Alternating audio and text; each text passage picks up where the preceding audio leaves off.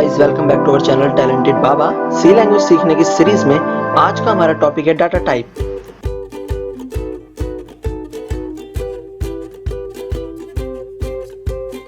अगर मैं आपको बोलता हूँ कि हमको 6+1 को ऐड करना है तो मेरे को तुरंत आंसर मिलता है 7। ऐसे ही अगर मैंने आपसे पूछा 6.1 प्लस 7.1 का एडिशन क्या है तो मेरे को आपका आंसर मिलेगा 13.2। हमको ये आंसर 13.2 कैसे मिला? बिकॉज हमको इसके पीछे के मैथमेटिकल फंडामेंटल पता है, पर ये फंडामेंटल्स कंप्यूटर को नहीं पता। कंप्यूटर को हमें फंडामेंटल प्रॉब्लम सॉल्व करने के लिए इंस्ट्रक्शंस देने पड़ते हैं। उन इंस्ट्रक्शंस से कंप्यूटर को पता चलता है कि उस नंबर का डाटा टाइप क्या है। फिर कंप्यूटर उन इंस्ट्रक्शन से पता करता है टाइप ऑफ डेटा। उस टाइप ऑफ डाटा से आगे की ऑपरेशन परफॉर्म करता है।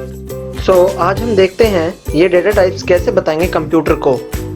बेसिकली डाटा टाइप्स 2 पार्ट्स में डिवाइड है, नंबर्स और कैरेक्टर्स। नंबर के 4 इंपॉर्टेंट टाइप्स है। First integer, second float, third double, fourth long double. First data type integer. Integer value लेता है number as an whole number, not decimal number. Integer का default value है 0। हम जब integer को represent करेंगे सी में तब हम उसे परसेंटेज डी ऐसे रिप्रेजेंट करना है। परसेंटेज डी इंटीजर का फॉर्मेट स्पेसिफायर है। ऐसे ही हर डेटा टाइप का एक फॉर्मेट स्पेसिफायर होगा। जब हम कोई इंटीजर यूज करते हैं तो वो 4 बाइट्स का मेमोरी लोकेशन लेता है। सेकंड डेटा टाइप है फ्लोट। फ्लोट लेता है डेसिमल वैल्यू। अब फ्लोट का डिफॉल्ट वैल्यू है 0.0 और फ्लोट को रिप्रेजेंट करने के लिए हम यूज करते हैं परसेंटेज एफ। परसेंटेज एफ है फ्लोट का फॉर्मेट स्पेसिफायर। फ्लोट भी 4 बाइट्स लेता है मेमोरी लोकेशन में स्टोर होने के लिए। थर्ड डेटा टाइप है डबल। डबल स्टोर करता है डबल प्रेसिजन वैल्यू, मतलब डेसिमल वैल्यू। डबल को हम रिप्रेजेंट करते हैं percentage LG. Percentage LG double का फॉर्मेट स्पेसिफायर है। डबल 8 बाइट्स लेता है मेमोरी लोकेशन में स्टोर होने के लिए। फोर्थ डेटा टाइप है लॉन्ग डबल। लॉन्ग डबल भी स्टोर करता है डेसिमल नंबर। लॉन्ग डबल को रिप्रेजेंट करने के लिए हम यूज करते हैं परसेंटेज कैपिटल एल स्मॉल जी। परसेंटेज कैपिटल एल स्मॉल जी लॉन्ग डबल का फॉर्मेट स्पेसिफायर है। लॉन्ग डबल 12 बाइट्स लेता है मेमोरी लोकेशन में स्टोर होने के लिए। अब हम देखते हैं कैरेक्टर का डाटा टाइप। कैरेक्टर के 2 इंपॉर्टेंट टाइप्स है। फर्स्ट कैर, CHAR। सेकंड है स्ट्रिंग। कैर सिर्फ 1 बाइट डेटा स्टोर करता है और स्ट्रिंग एक पूरा वर्ड स्टोर करता है। Char data type single byte store करता है। Char data type alphanumeric character भी स्टोर करता है। कैर डेटा टाइप को रिप्रेजेंट करने के लिए हम यूज करते हैं परसेंटेज सी। परसेंट सी कैर का फॉर्मेट स्पेसिफायर है। जब हम कैर लिखते हैं तो हम उसको सिंगल कोट्स में लिखते हैं। स्ट्रिंग डेटा टाइप इज अरे of characters. String data type store करता है multiple characters. String data type को हम परसेंटेज एस से रिप्रेजेंट करते हैं। परसेंटेज एस स्ट्रिंग का फॉर्मेट स्पेसिफायर है। जब हम स्ट्रिंग लिखते हैं तो डबल कोट्स में लिखते हैं। अब हमने सब इंपॉर्टेंट डेटा टाइप समझ लिए हैं, लेकिन हमें डेटा टाइप डायरेक्टली उस डाटा वैल्यू को असाइन नहीं कर सकते हैं। हमें वैल्यू को असाइन करने के लिए एक वेरिएबल की नीड होगी। नाउ ये वेरिएबल क्या होता है? वेरिएबल एक यूनिट होता है जो हमारी वैल्यू को स्टोर करता है। वेरिएबल को हम आइडेंटिफायर भी कहते हैं। हम जब भी वैल्यू स्टोर करेंगे तब हम उसे वेरिएबल को असाइन करेंगे और फिर उस वेरिएबल को डाटा टाइप देंगे। तो जब भी हमें कोई वैल्यू स्टोर करनी है, सपोज हमें स्टोर करना है नंबर 8। नंबर 8 है इंटीजर टाइप और हमें उसे स्टोर करना है। इंट हमारा डाटा टाइप है, ए हमारा वेरिएबल है, 8 हमारी वैल्यू है। इंट a इक्वल्स टू 8 मतलब क्या? Data type variable equal to value. हमेशा याद रखिए जो भी वेरिएबल होगा वो लेफ्ट हैंड साइड में आएगा और जो भी डेटा टाइप होगा वो राइट साइड में आएगा। डाटा टाइप्स को हम कीवर्ड्स भी बोलते हैं, वेरिएबल्स को हम आइडेंटिफायर्स भी बोलते हैं। अब हम देखते हैं ये सारे डेटा टाइप्स कैसे यूज होते हैं। एक एग्जांपल लेते हैं। एग्जांपल करने के लिए सबसे पहले हमको अपना टर्बो सी विंडो ओपन करना पड़ेगा।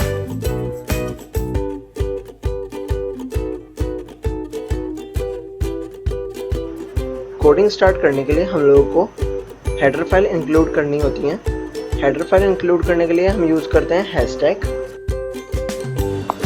हम 2 हेडर फाइल यूज करेंगे। First stdio.h, second conair.h। In last video मैंने आपको बताया था stdio.h stands for standard input and output और सेकंड जो हमारी हेडर फाइल है conair.h, conair.h स्टैंड्स करती है कंसोल इनपुट एंड आउटपुट। ये दोनों हेडर फाइल लिखने के बाद हम लिखेंगे void main फंक्शन।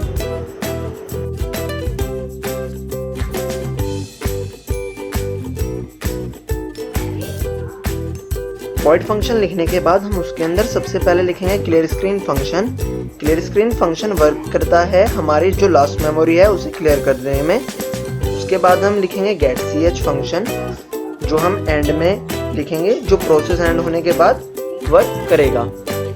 सो अभी बिफोर क्लियर स्क्रीन हम ऊपर लिखने वाले हैं इंट a, और हम उसे असाइन करेंगे इक्वल टू साइन से, लिखेंगे फिर 8 देन सेमीकोलन, यानी हमने data type int variable a को असाइन किया है वैल्यू 8। उसके बाद हम सेकंड लेंगे फ्लोट b, फिर लिखेंगे float b equal to 1.1 semicolon. अब हम लिखेंगे डबल लिखने के लिए हम लिखेंगे double c equal to 1.110 semicolon. अब हम इसको प्रिंट करते हैं। प्रिंट करने के लिए हम printf फंक्शन यूज करते हैं। printf ब्रैकेट के अंदर इन इन्वर्टेड कोट्स हम लिखेंगे इंटीजर वैल्यू इज, और फिर हम लिखेंगे %d मतलब इंटीजर का format specifier, inverted quotes close, फिर कॉमा, फिर लिखेंगे a ब्रैकेट क्लोज करके सेमीकोलन, फिर लिखेंगे printf, और printf ब्रैकेट के अंदर इन्वर्टेड कोट्स हम लिखेंगे फ्लोट वैल्यू इज, और फिर हम लिखेंगे %f मतलब फ्लोट का format specifier, inverted quotes close, फिर कॉमा, फिर लिखेंगे b ब्रैकेट क्लोज करके सेमीकोलन, फिर लिखेंगे printf ब्रैकेट डबल कोट्स, फिर लिखेंगे डबल वैल्यू इज, फिर %lg डबल का फॉर्मेट स्पेसिफायर है, फिर उसके बाद double quotes, comma, c bracket semicolon. ठीक है, अब इसको हम कंपाइल करते हैं। कंपाइल करने के लिए हम Alt F9 भी यूज कर सकते हैं। फाइल कंपाइल होने के बाद अब हमारी स्क्रीन पर न्यू विंडो ओपन होगा और ये बताएगा उसने इतनी लाइन ऑफ कोड कंपाइल किया है। न्यू विंडो में ये भी बताएगा हमारी कोई सिंटेक्चुअल एरर तो नहीं है। सिंटेक्चुअल एरर मतलब अगर आपने डाटा टाइप सही नहीं लिखा, अगर आपने वेरिएबल सही नहीं लिखा, अगर हमने सेमीकोलन नहीं लिखे होंगे, मतलब हम कोड लिखने में कोई भी एरर करते हैं उसे सिंटेक्चुअल एरर कहते हैं। अब हमारा कोड सिंटेक्चुअल एरर नहीं है, हमारे कोड में कोई भी सिंटेक्चुअल एरर नहीं है, तो हम इसको रन करेंगे। रन करने के लिए यूज करेंगे कंट्रोल F9। रन करने के बाद हमारा आउटपुट स्क्रीन ओपन होगा। नाउ हमारा आउटपुट आ चुका है। देखते हैं आउटपुट क्या। Integer value is 8, float value is 1.10 and double value is 1.11। इसका मतलब हमारा आउटपुट जो है वो सही आया है।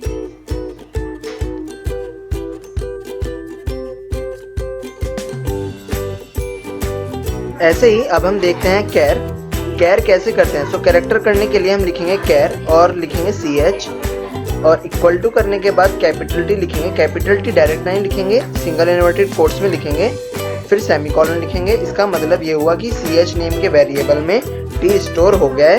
अब इसे प्रिंट करेंगे। प्रिंट करने के लिए हम printf स्टेटमेंट यूज करेंगे। printf ब्रैकेट डबल कोट्स, और डबल कोट्स के बाद लिखेंगे कैरेक्टर वैल्यू इज %c,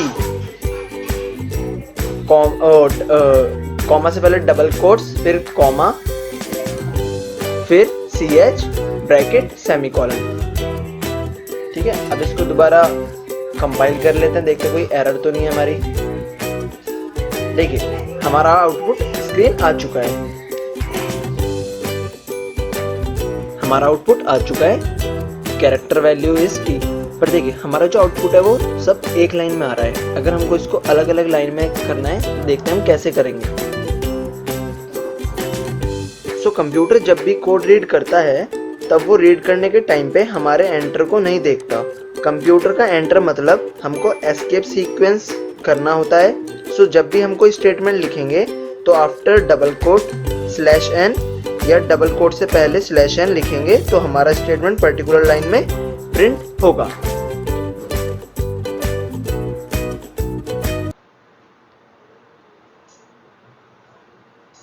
देखिए हमने /n लिख लिया है। अब हम इसको रन करते हैं। देखिए हमारा आउटपुट पर्टिकुलर लाइन में आ चुका है।